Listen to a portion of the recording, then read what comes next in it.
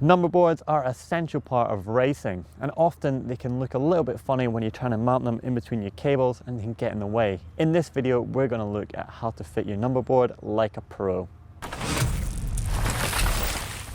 So to make it look absolutely pro, you're going to need a couple of tools. I've got a pair of side cutters to trim off the cable ties. I've also got a pair of scissors to trim off any unwanted number board, and also a really cool set of hole punches to put some extra holes and make sure that it's looking really neat and fixed to the handlebar as well. The most important thing is using a couple of zip ties just to attach it. You don't want to use too many as it can start to look a bit messy, and you want to get it to fit around your cables as best as possible. First things first, you want to get your cable routing nice and neat. I've actually used a couple of extra cable ties just to secure them all together so they're not actually going to be clanging in the way, or they're actually going to be affecting the number board and the routing of it. Before I actually go about cutting away or making any adjustments to the number board, I'm just going to see how it fits on the handlebars, and I want to position it just about there, and I'm going to trim off a little bit to make it fit in perfectly. So it's a pretty good fit already, but you can actually see that this cable here is slightly catching, so I'm just going to trim around the edge, neaten it up, and also take away a little bit of the excess underneath so you can actually sit a bit further down and I'm not going to have so much overhang. It's obviously very dependent on your bike and also your setup, so just check it out before you do any cutting.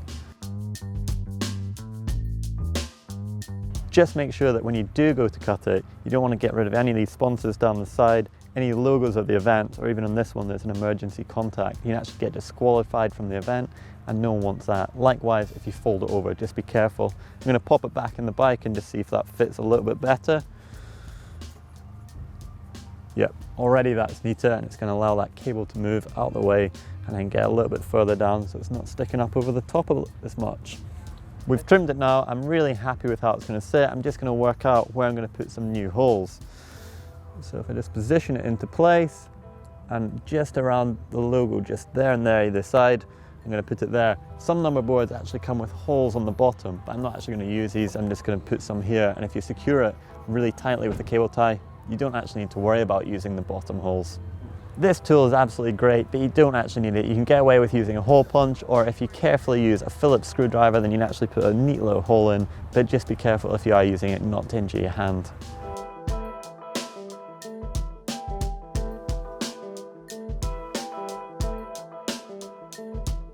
So I'm just going to recheck again that that fits with the holes, and that is looking pretty sweet.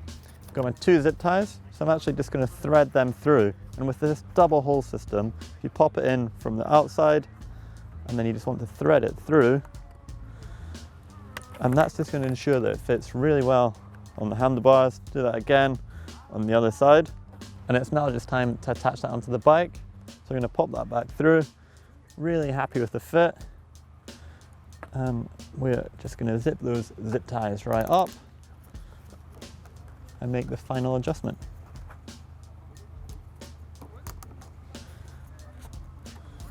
So there we go, the number board is on the bike. Just give it a quick twist, and you can actually see that the cables aren't actually obstructing it. It's really super clear to read number 96 and my name as well.